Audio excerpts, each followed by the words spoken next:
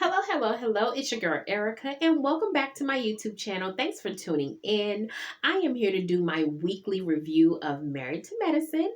Of course, this is season 11, episode 13, and it was called This Ain't the Playground. Happy Monday to you guys. I hope you're having an amazing day thus far, and I hope your week has gotten started off pretty well. So, let's get into it.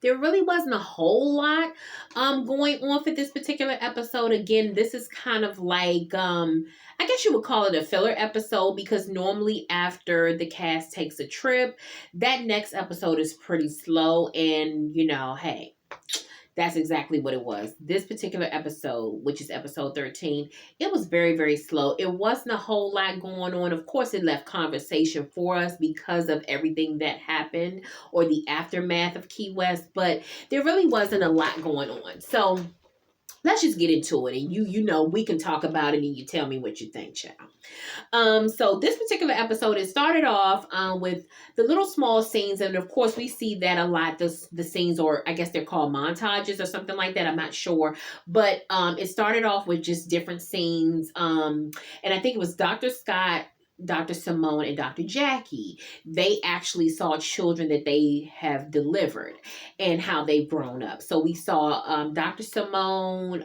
She had like a teenage girl in her office that she actually delivered, and now she's coming to her office for a checkup. Dr. Scott was telling Contessa and their children that he delivered a baby during his residency, or when he first became a doctor, and now that baby is 20 years old. So Contessa was kind of joking with him and says, well, it's just telling them that you're old. But it was just really nice to see how, they have progressed in their career, in their medical career. That's really, really nice. And then, of course, we saw Jackie with one of her celebrity clients, DeBrat. And DeBrat had her baby there, and he is so cute. And Jackie was sort of having like a little moment with him. I think he's maybe about 1 or 2 years old. He might be close to 2 now. And he was just walking around the table, and Dr. Jackie was joking with him and telling him, hey, if they want to bring you back, we're not we're not accepting you. You can't come back. We don't, we give you the babies. We don't take them back. But it was just really cute. It was just something just to get the show started. And it's always good to see those little scenes, whether they're with their family or just, at work or whatever the case may be. It just gives us a little more insight into, how they actually operate on a daily basis. So, but the main scene after that was Toya and Dr. Eugene. I think Toya was cooking breakfast, and Dr. Eugene was sitting at the table. He was on like his laptop or something like that. And Toya asked him, did he want breakfast? And I can't remember what his response was, but anyway, they started talking, and Toya just happened to ask Eugene, like, had he spoken with Dr. G since they've been back home, because she was saying she feels kind of bad and she felt like they should actually check on them. And so Dr. Eugene was very honest. He said, to be honest, I haven't spoken to anyone, like I just wanted to breathe. And I could feel Dr. Eugene on that. I mean, a lot happened in Key West, and sometimes, you need to kind of decompress from all of that. And Dr. Eugene is not a person, he doesn't thrive on drama. So I'm sure, he wanted to get back to, just his normal day-to-day life, and his normal routine had nothing to do with actually interacting with everyone who was on the trip, especially after what happened. But, he agreed at some point that he would call G and check on him. And Toya said she would do the same for T. So Toya was saying that their anniversary is coming up and that they should do something fun with the group.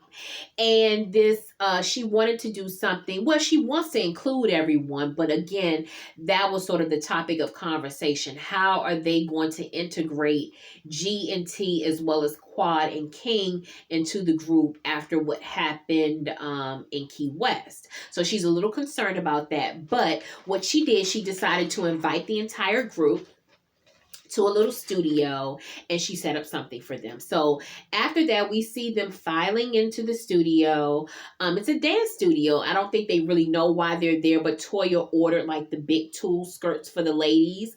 And when they were there, they put the skirts on, and they really didn't know why they were there, but of course it's a group activity, so everyone was there with their partners. The only person that wasn't there was Dr. Mimi. Steve came, but he said Dr. Mimi got held up at the office, but he came anyway. And of course, Quad and King weren't there, and then G and T weren't there either. And so Toya was saying, she wants to incorporate them back into the group, but she doesn't really know how.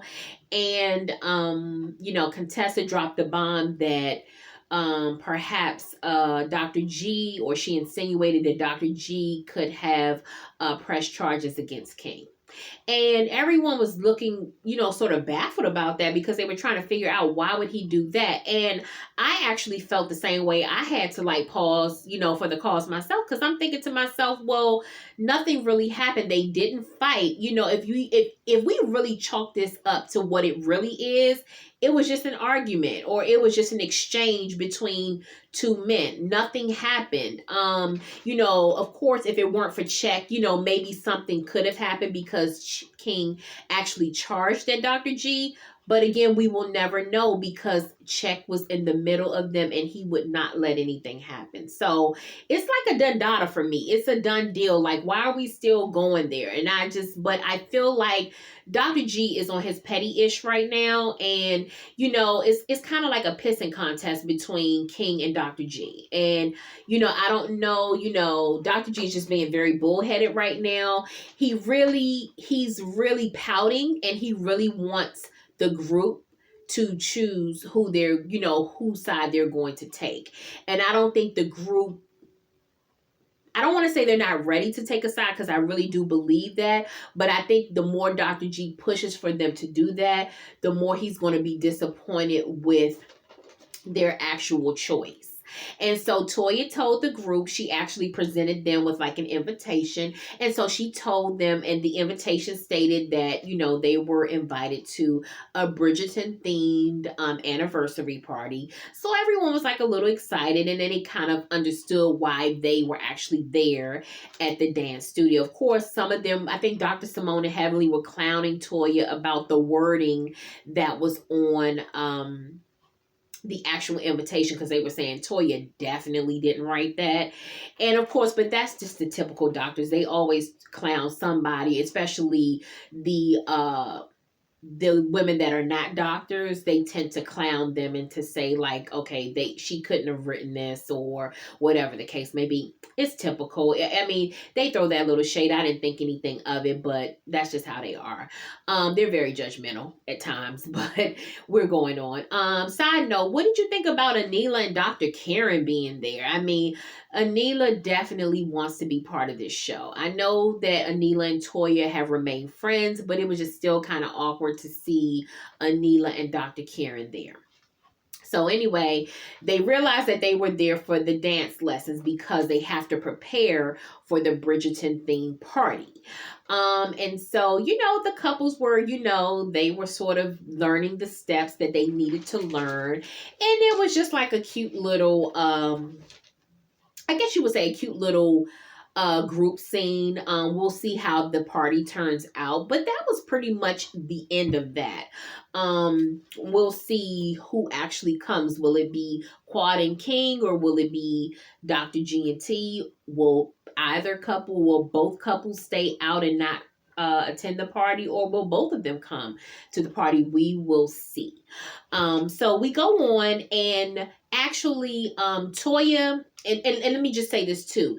Dr. Eugene told the group that he and Scott were going to meet up with Dr. G, so that they would sort of get the intel, and they would try to figure out where Dr. G was, and I guess they will let everyone know. So anyway, also Quad actually met up with Heavenly. And it was just a really quick scene. Quad came to Heavenly's house. She told Heavenly that she wanted to do something just for the ladies. She felt like the ladies needed to really come together with no drama, but just come together and really have a meeting of the minds, and to really see where they are and where they all stand at this particular point. Heavenly asked them, were the husbands coming? She said no, they weren't invited, and Quad specifically said that she wasn't inviting T or Phaedra to the event. Heavenly was cool with that, so that kind of like that was just like the end of that. So then we move on. Like I said, Toya kept her word. She met up with Mimi, Dr. Mimi, and T. They went out to lunch or something like that. Dr. Mimi and T came together, and when T sat down, she was very, yeah, she seemed defeated. I don't know if it's like the wind has been taken out of her sail. I don't know if she's been silenced by Dr. G, if she's been told not to talk to them or to give them any information. I don't know if she's choosing to do that because she's just had enough and she's fed up with this group and how she's being treated, or how both her and Dr. G are being treated, or if it's a combination of both. I don't know if she's been silenced by Dr. G and told not to say anything, and she's just completely fed up. Toya was very honest. Of course, Toya went into her probing mode and asking questions, and Dr. Mimi was right there. So it's not like Toya asked her something and Dr. Mimi couldn't co-sign because she was right there. Toya was asking, what about Dr. G? We heard that he has actually filed a report, what's going on. And, T basically told Toya, like, it's none of your business. I'm not giving you that information. And then, Toya tried to keep having the conversation. And like I said, T just wasn't giving her anything. I know that T is frustrated by how she's been treated. But again, she's going to have to make some tough decisions. If she doesn't want those decisions made for her, she's going to have to make the tough decisions and really stand on her own. And I wanted her to. I really wanted T to kind of talk about how she's been treated in the group. Aside from her husband, T has had a relationship with these women, whether it's been good or bad. And then for the most part, it's been pretty bad. And I wanted her, this was her opportunity to let it out. Now, the one thing that I didn't like that Toya said in her confessional is that T was out of control. Out of control doing what, to whom, and why? Why would you say she's out of control? Out of control because she's had to defend herself against women who brought her into the group and then turned on her and made her feel like she was never a part of them. Like, out of control for what? Out of control because T's main issue has been with Heavenly. T is out of control against Heavenly, who whenever someone says something to Heavenly, Heavenly yells, screams, jumps up, throws the chair, walks away, curses the person out, talks about their husband or their family, says your mama, all of that. Heavenly's not out of control, but T is out of control. Yeah, Toya, I think we need to backtrack. I think now we're starting to see what Phaedra's talking about. Okay, you guys are just mean girls at this point. The ladies, you're just mean girls, because how is T out of control? Yes, we can talk about the age gap or the age difference, but T is not doing anything that the average person wouldn't do. And I think we get so caught up in who we like and who we don't like as the characters on the show that we don't stand by what's right and what's wrong. No one. I don't care if you're in a new group, whether it's on your job, whether it's a friend group, whether you're being welcomed into someone's family as, by your significant other. No one is going to stand for being mistreated time after time after time after time and you not have some sort of reaction to it. And I think that's what has happened with T. T has been mistreated. She was invited to this group. Some people can argue, we can argue all day and say, well, T didn't, her and Dr. G didn't have to come back to the show. You're 100% right. But they also didn't have to ask for her to come either. We know that Heavenly spearheaded that whole thing about getting Dr. G and T to come back to the show for ratings. And guess what? Now that you've gotten what you want to get, now that the funk has hit the fan and the drama has, it has all played out.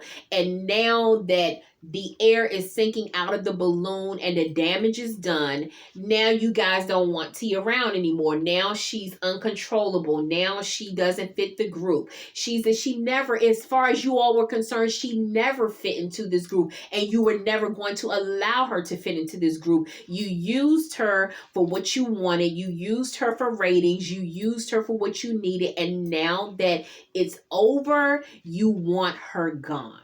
So Toya did ask a very poignant question. She did ask her, how do you feel? I don't want to fight for anything that you don't want to be a part of. And that is true. And T said, well, it's up to you. Well, T, actually is also up to you as well. And that was your opportunity to speak up for yourself and to say, I like some of you guys. I've had my issue with others, but overall, I feel as if I've been mistreated. And I don't really know how to fit in because you guys have not allowed me to fit in. That's what I wanted T to say. But T came into the lunch. She was very vague. She did not want to give a whole lot. She basically wanted to disengage. She really did not want to. She wasn't mean, she wasn't nasty at all, but she just wasn't giving anything. And I think even Dr. Mimi saw that. Dr. Mimi could say, she's a psychiatrist and she would use other terminologies, but bottom line, T has checked out. And there's nothing that can be said. If T is not going to speak up for herself, there's nothing else that can be said. I'm sorry. I didn't want to see her be treated like that. I'm very big on treating people, right. Like, I don't care if she's the new girl. Like, so what? She's different from the rest of you. You, like I said, you asked her to be on there. Why you gonna, welcome her just to get what you want, and now you want to kick her back out? I don't really like that. And the reason why I say that and the reason why I'm taking notice of that is because we've seen it over and over and over and over and over again with these ladies. The ladies were talking about how Mariah was running the group and how she was being unfair and she was saying things and doing things, and all of them pretty much said that. Well, guess what? Mariah isn't there, ladies, but you're still kind of running things the same way. So maybe the problem is still there. I don't ever see Mariah coming back to the show. I'm okay with Mariah not coming back to the show. But I'm just saying that a problem is still there within this group, because if it wasn't, they would not be doing it that way. So anyway, so that's what happened with that. Also, Scott and Dr. Eugene and Dr. G actually went over to Scott's house, and they were just asking him about it, about what happened, how he felt, what's going on. Of course, Dr. G, like I said, he's still pouting. You guys are not taking my side, and I don't like it. I don't like it. I don't like it. And Dr. Eugene and Scott are far above it. I would think that Scott would give Dr. G a little more insight because he has gone through the same thing with Heavenly. His friendship with Dr. Damon was probably tested and kind of put on the line as well. And I thought that Scott would have given a lot more, but I think that Scott and Contessa are just being way too quiet. I think they want to be back on the show. And so they're not saying anything. It's not about taking sides, but I just thought that Scott would offer a lot more, and he hasn't. And that's kind of like, I ain't feeling that, but it's nothing, you can't put a gun to someone's head and make them do something. So anyway, Dr. Eugene asked, Dr. G went on to tell them about him pressing charges. And Dr. Eugene was kind of confused, and he kept asking, well, did he touch you? He even asked him maybe like 2 or 3 times, and Dr. G said, no. Okay, if he didn't touch you, there are no charges that should be filed. I'm sure that it won't stand, but there are no charges to be filed. And then Dr. G said he went home and a song came to him, and he recorded a song and he played it for them. And it was like, oh my God, it was so cringy. It was like, do we really have to listen to this? It's actually embarrassing. It doesn't make sense. Now we know Dr. G can actually play the guitar. The bass in the background, dum, dum, dum, dum, that part was okay. I'm saying if it was another song and it had nothing to do with the situation or him and Quad or anybody else, hey, I could get with the little song, I could, well, let it be instrumental. Just let the bass guitar play. But the Set Me Free part, I didn't get that. Like, I was like, wonk, wonk, wonk. Like, no, that was not good. It didn't even sound good. It didn't make sense. Dr. G, just throw it in the trash. Like, you just say you just recorded it for fun. You were in your little basement or in your studio or whatever, and you recorded it for fun, because it's nothing that would ever do anything. I don't think anyone would even listen to that song even for like a slight minute. You know what I'm saying? Like, sorry, it's sad because you are probably a talented bass player, but we would never know that if we have to listen to you singing that song. Sorry, but not sorry in this case. So that was just like the end of that. So the ladies end up going to Quad's house, and she has like a little party in her backyard. Everything is set up. So the ladies are filing in and coming over. I guess they're going to have their little sisterhood moment. And I just want to say one thing. Contessa is by far the worst dressed on this cast. My God. Contessa came with this fringe outfit on. Girl, what are you doing? Like, I would even give Contessa a pass if she wore that when they did the Cowboy Carter photo shoot. But girl, where did you get that from? I mean, is that, I don't know if it's name brand. I don't even care if it's name brand. I don't care who the designer is. Just put it in a garbage bag and throw it away. It wasn't cute. And I kept thinking to myself, was fringe a big thing, even a big fashion trend in 2024? Because I know they filmed it last year. Was fringe even a big fashion trend for 2024? Like, my God, you have on an entire fringe outfit. Listen, you, the viewer, you watching me and me, we can put an outfit together better than that. If we had to film with these ladies, I'm sure we could find something far better to put on. I'm sure we could pull it together, baby. As a matter of fact, I know that I could pull something together. Contessa looks terrible. We know that Contessa has always been a pretty lady, and she's lost even more weight. She kind of changed her face. I really don't even think Contessa had to change her face, because it was perfectly fine before she did it. But whatever people want to do, that's what they, I have no problems with that. That's them. But Contessa she even did the bodybuilding thing, and she looks totally different. But Contessa, if you did all of that, at least let the clothes, if you feel like you've upgraded yourself, at least upgrade your wardrobe, girlie. Like let's step it up. Like, you look absolutely crazy. And I'm not saying that because most of the women in this group really cannot dress, but Contessa is kind of like a fashion faux pas, a fashion no. It's like, girl, throw it in the trash forever, ever. That's how I felt about it. So anyway, the girls were sitting down talking. So Contessa may have asked, Quad, where do we stand? Like, how do you feel about things? And Toya was even saying that she has an event and she wants Quad and King to come. And Quad said, well, I don't think that King and I will come. And Toya says, okay, now, it's coming down to a place where we'll have to choose. And so she said, if I have to choose, it will be you. And of course, Quad had a little moment. She was getting a little emotional because, Toya was saying, I know what happened last year, and I'm just letting you know that I do want you around. We are in a better place, and I would definitely choose you.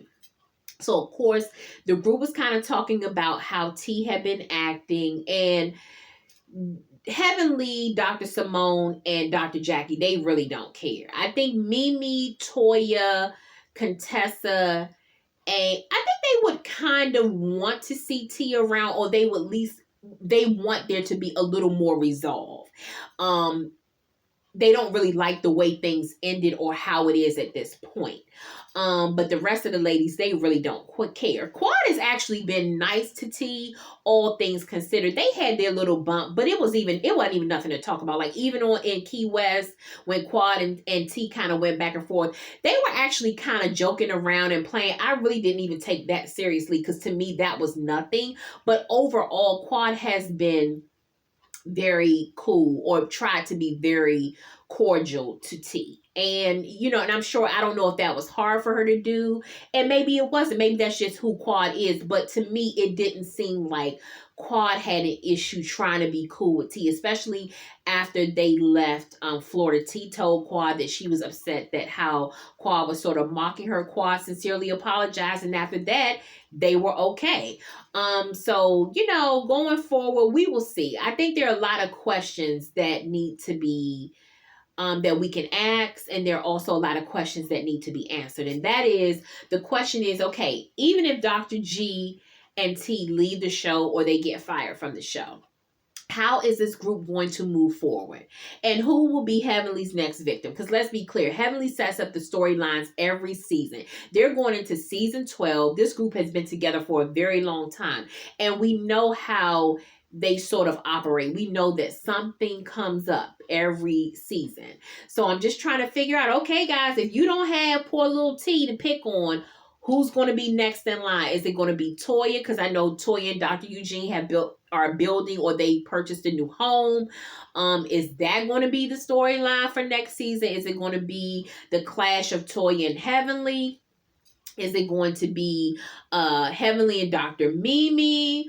If Mimi and Steve come back, which I'm sure they will, I don't think that will go well because Mimi's not quiet, but Steve is definitely not a quiet guy. And I've been watching his face.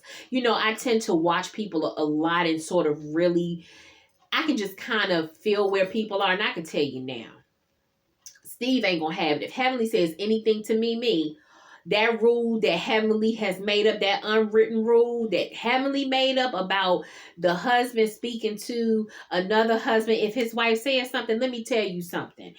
If Steve gets wind that Heavenly has said something to Mimi, Steve's not only going to address Damon, but he will definitely say something to Heavenly. I can tell y'all now, mark my words, Steve ain't gonna follow the rules. When it comes to his wife, I can tell he does not play, and he ain't gonna play Heavenly's game. So I'm just trying to figure out, okay, where's this group going to go? Now, if you ladies are saying, you're having your kumbaya moment, and you're all, it's all about sisterly love, and we're all together now, who is going to be the next victim in season 12? Who's going to get who's going to get kicked in the back in season 12?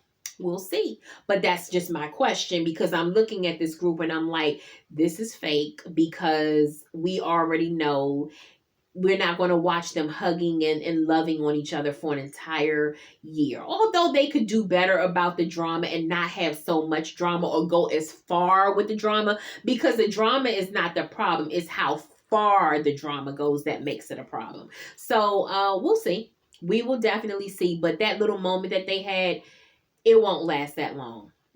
So anyway, the last and final scene of the episode was when Dr. Jackie and Curtis actually went to Phaedra's house. Dr. Jackie and Curtis were on their way to visit someone else, but Jackie wanted to stop by Phaedra's house. And Phaedra was cool with that. Phaedra told, Curtis, please feel free to, enjoy my basement, watch some sports or whatever. And he went on down. So Jackie went into Phaedra's kitchen.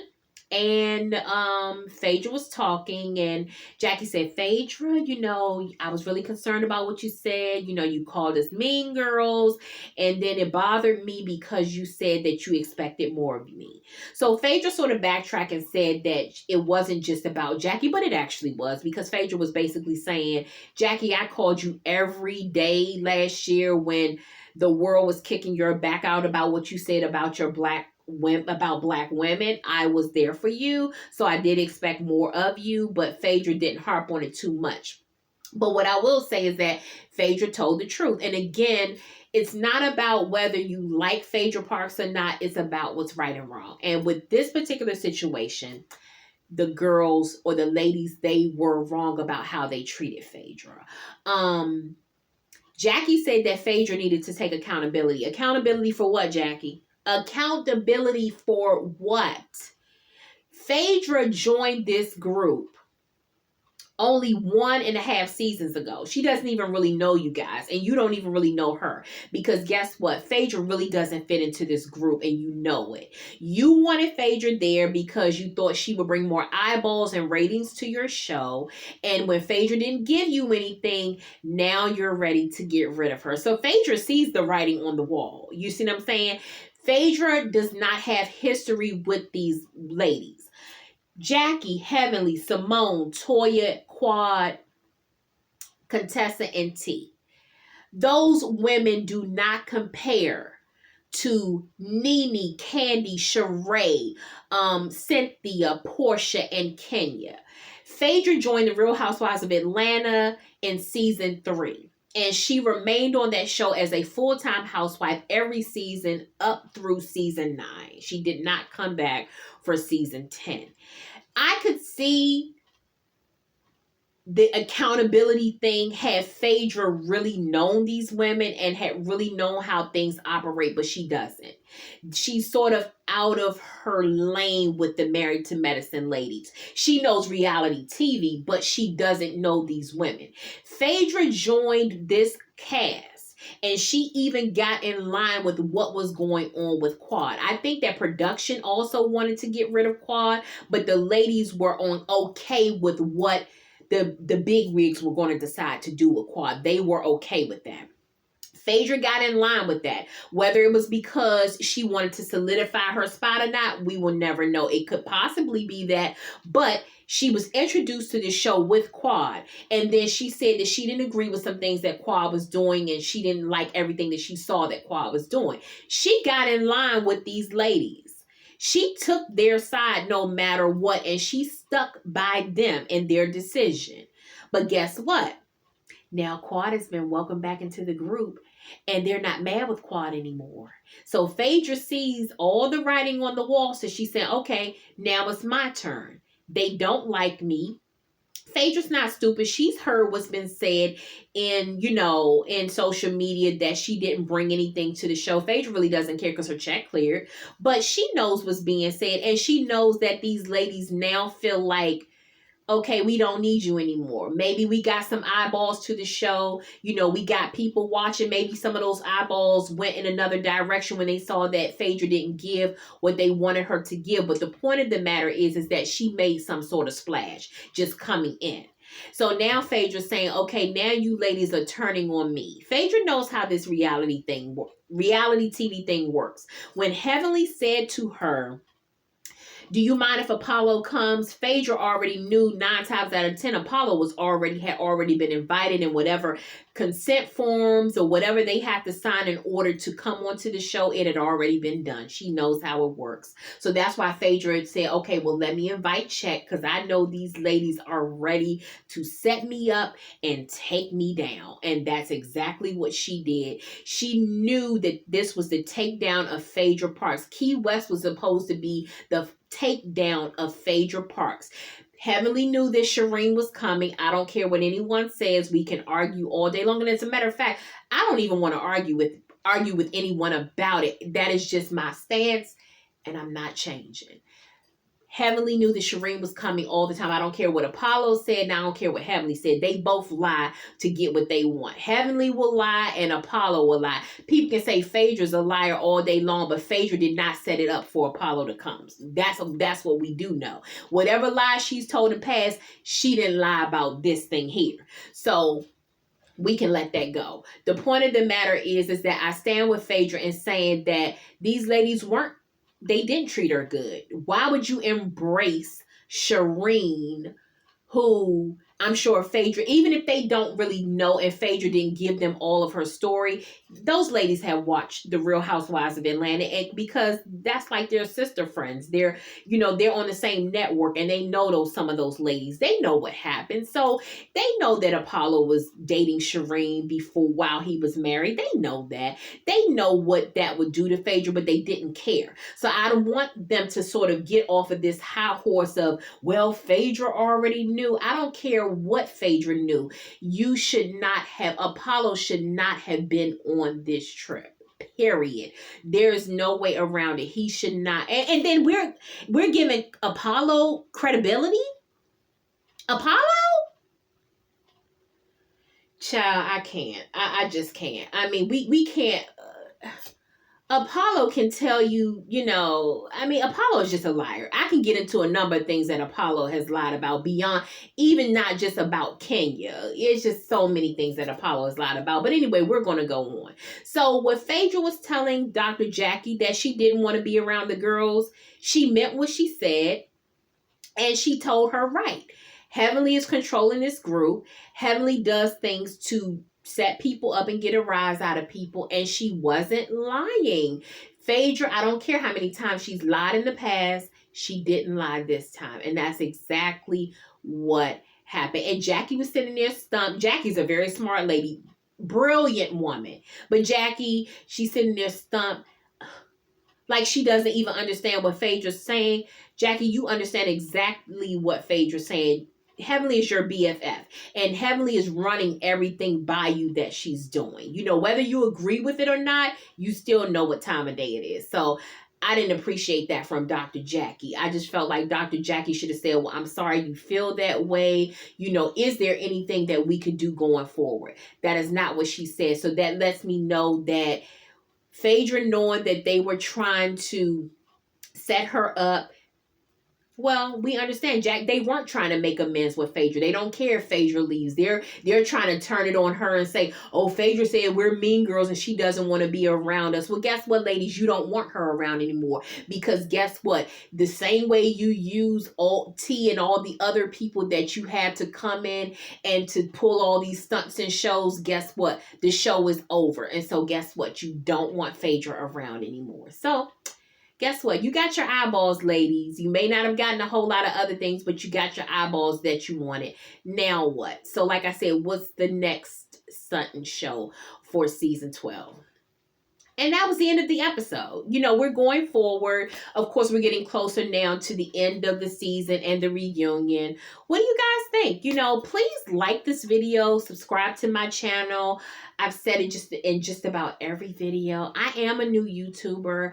I've been doing this since the beginning of this year. And I like it. I really enjoy it. I have started communicating with some of the people watching my video a little more, and I appreciate that.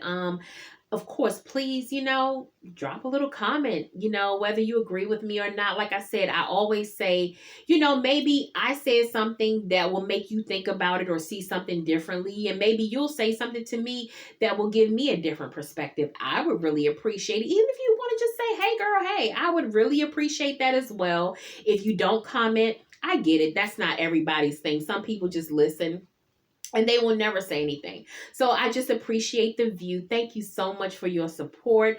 And we'll see what happens next week. Hopefully, we'll get a lot more next week. The previews actually look, a little more juicy. Maybe we'll get a little more next week. So again, thank you so much for joining me. Again, enjoy the rest of your day. Be good to yourself. We always say be good to others, be kind to others. Also, just be kind to yourself, guys. I would really appreciate, like I said, click that like button. And I will see you on the next video. Love you guys. Bye.